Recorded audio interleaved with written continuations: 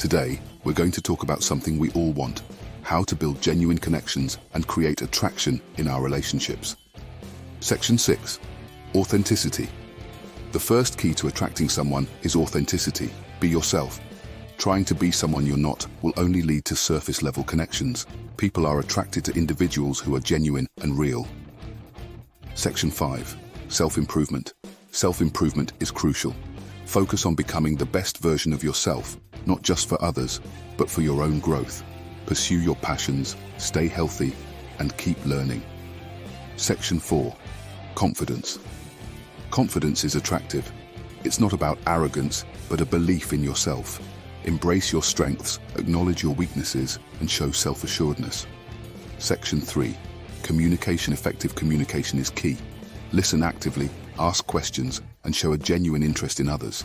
Make them feel heard and valued. Section 2. Vulnerability. Vulnerability is where real connection happens. Share your thoughts, fears, and dreams. It's a sign of strength, not weakness. Section 1. Respect. Always remember, consent and respect are paramount. Attraction should be a two-way street.